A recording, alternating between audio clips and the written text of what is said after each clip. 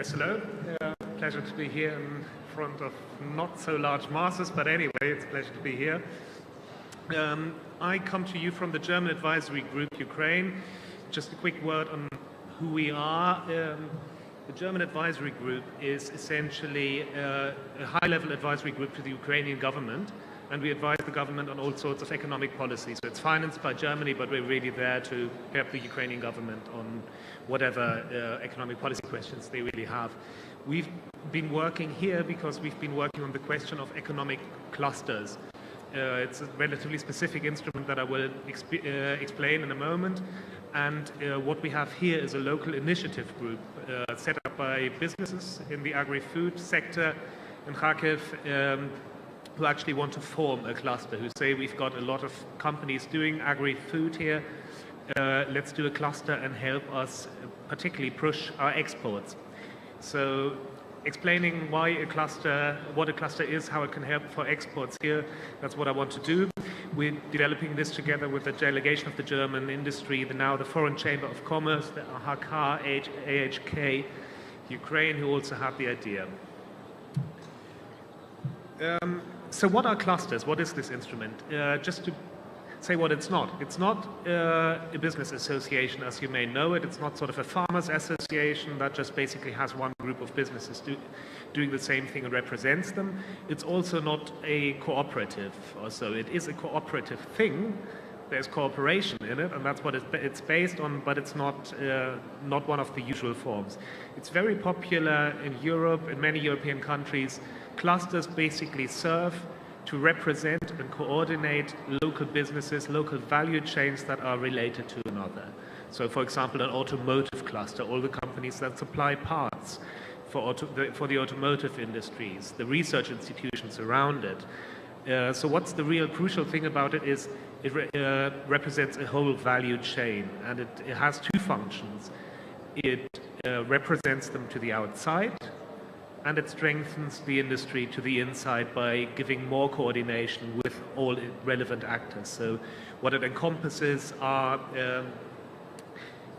the companies themselves who are related to one another, who deal with one another. There's a reason why they're all in one place. It integrates the service providers. So in the agri-food industry, the companies would be, for example, primary producers, suppliers of agricultural machinery or seeding material, and then the processing companies, of course. And then the service providers would be companies like certification companies, packaging, logistics, all this sort of stuff. That would be integrated. Then there are the research institutions, education institutions like universities, and there would be local, relevant levels of local government. All these are integrated and represented in the clusters and work together. So why promote this thing? Both governments and companies have a reason to promote clusters. Governments are interested in them because they strengthen the local economy. There's more coordination. There's just, companies know each other better and are able to deal with one another better. They generate more jobs and growth. Governments like that, but clusters are run by companies. So they're not a government thing. The government will have a representative sitting around there and contributing, but clusters are something that's being led by business. And companies want to actually have business from that, and they want to have more profits and more drive their own business from this. So that's really, in the end, a win-win situation for both sides, but it's first and foremost a company-driven approach where companies see, look, we want to export more, but I'm a small company. It's very hard for me to do this. How do I do it? And I need the help of my friends. As myself, alone on the world market, no one will care about me. But if I have a local brand, if I come, a tomato producer from Kharkov has a local label that says there are 20 tomato producers from Kharkov who now are the Kharkov tomato group, whatever, have a nice logo and a nice front under the Kharkov cluster, agro-cluster. Then, of course, you suddenly have the ability to go to a trade fair internationally, something like this, but happening, say, in Frankfurt or happening in Paris, and actually have a representation there with a cluster manager who has the international experience. So basically, that's what the cluster does. It gives you more visibility. It gives you the help of a manager who connects you with international clients and with your other colleagues at home. Just as an example, I mean, in Germany we have many clusters. In Europe generally there are many clusters who are organized to have at the core, I mean, they have members, those are the companies, as I said, the institutions, and they have a manager who connects these people, who gets them to work together better and who represents them when it comes to international activities or activities before the government. And this food regio cluster is from northern Germany. It encompasses 70 members, has a lot of international links, and what they do actually is they help, I mean, a whole list, many things, I don't want to go through all of them, but for example, it helps companies to optimize logistics, because there are logistics companies and there are producers in the cluster, and it gets them to talk to one another. It helps them with human resources. For example, there's a very successful cluster also in Ukraine and Lviv in the IT industry, and their main problem was not exports. They're great at that. But they need many people. They're capitalist people, and their cluster really helped them to improve education and ensure that they get more qualified people. And I've been visiting the industry around here as well, even in the agriculture and food industry. You get people that are local education institutions, but the syllabus isn't really very modern. And modernizing the education, making sure you have better people for business and for technical aspects would be very helpful. So that's really, cluster has two sides in how it helps business. Export side and strengthening you internally. Just quick word on the agri-food sector here. Is it suitable for a cluster, yes or no? It's actually rather big. I mean, there are around 55,000 jobs in it. The value added of Kharkiv agri-food is 7.5% of the whole of Ukraine. So it's not the biggest food sector of Ukraine, but it's notable. And what it's based is basically a lot of wheat and processing, oil seeds, fruit and vegetable. That's really what's mainly being done here. And on the other hand, it's not only agriculture, and that's important when thinking about how to promote the sector abroad.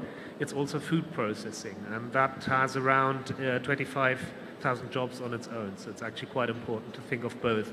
And the cluster idea would really take both together. What's actually important, I already said, it's wheat, it's largely plant products, and when we look at the data, we see that confirmed. I mean, there's a lot of processed foods, which in sales you can't actually see what exactly it is, but when we look at the primary products, then it's 4 times as much growing of crops, i.e. vegetable, grains, and so on, than animal products. So I think what a cluster, if a cluster is to be designed here, and it will be, I think, then it should be centered on vegetable products in the first instance, because that's the biggest industry, and a cluster is about taking something that's big and promoting it and connecting it. In terms of exports, it's also quite clear that a lot of it is grain products. Cereals are big, 31%, milling products, preparation of cereals, those are some of the biggest agricultural exports. In general, exports here can use growing. There are exports, but there aren't many, and many companies say they really don't quite know how to do it.